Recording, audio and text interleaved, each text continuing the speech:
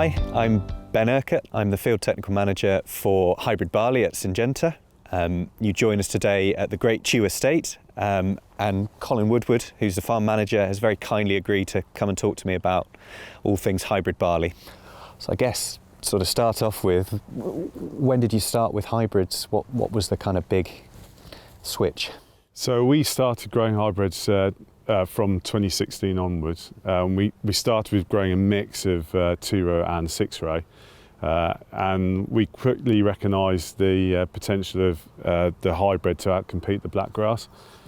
So we moved from growing 2-row on light land and 6-row on heavy land to actually growing 6-row across the board and not growing 2-row at all. And that's where we are today. Right. So you were in a position where you had the 2-row and the hybrid as a kind of side-by-side comparison. So did you see any sort of visual differences with the grass weed suppression there? Absolutely. The black grass over the top of the 2-row used to swamp out the 2-row, where with the 6-row you didn't see it above the crop at all, and the head size on the black grass was so much smaller, so that absolutely the seed return was nowhere near as much as the 2-row. So, and that's something that we've seen, across a lot of Syngenta trials, and in my years as a trialist, it was a very visual benefit from hybrid barley. And I think you also mentioned you'd seen similar effects with some brome grass.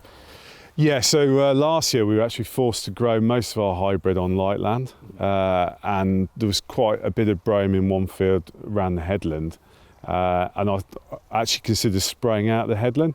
I thought, we'll give it a go. We'll try the hybrid and see if it would outcompete the brome. And yeah, absolutely, it grew above the brome and with very little seed return. So I was really pleased, because it's actually by the side of the road as well, so, which is an added benefit. So it's always nice when your neighbours, don't see your brome. Yeah. Oh, fantastic. So you've mentioned light land a few times. How does the hybrid barley deliver on a lighter soil? Well, I think it helps with the drought tolerance, because it gets growing in the spring so much better than the 2-row does. Yeah. So bigger root system can help withstand the pressure of a dry time, which is what looks like we're going into now.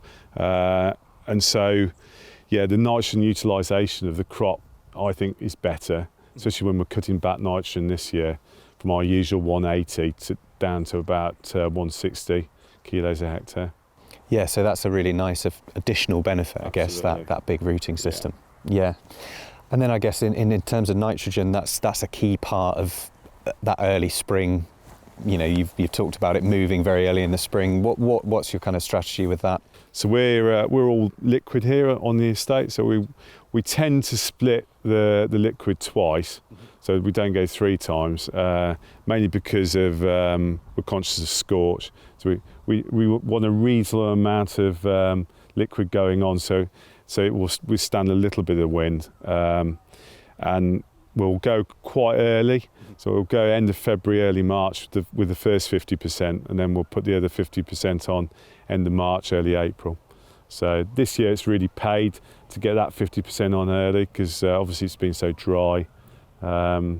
We did go end of March with that second application, just to get the nitrogen into the crop. As you can see, it's looking pretty well for that.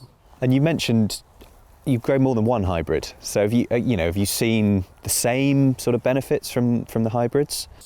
Yeah, I mean, we started off with volume back in 2016, and then moved into Bazooka in 2019, and now this variety is King's Barn. So we've seen benefits through the breeding as we've progressed through those different varieties. So standing power, resistance to disease, it's all helped. Generally, the competitive nature of the barley hasn't really changed. It's more fine-tuning of disease and standing power. Yeah, I think that's really nice. What you've highlighted is that the breeding programme is kind of, we're chipping away at the disease and the standing power, but grassweed competition is a hybrid barley thing. So, hopefully you can continue to choose a new variety with good agronomics, but you're still getting that grassweed suppression benefit, which is. We've also played around with seed rates. So this is at 200 seeds planted in September, but we will go up to 250 if we're forced to go towards the end of October. That obviously raises the cost of growing it, but yeah, we want that competitive nature still there. So we will vary the rate of seed from 200 to 250 if we get some fields with light and heavy land in it. Yeah, we try and get the barley in September if we can at 200 seeds. So. What would you say to someone who's sort of umming and ahhing? They're thinking, I need to change things up. I'm thinking about hybrid barley. I think growing hybrid barley helps to de-risk things. Yeah, it covers its cost by the extra yield, and you can sleep easy at night. The fact that you've got that competitive nature of the black grass, you've got so many different tools than you do with two-row.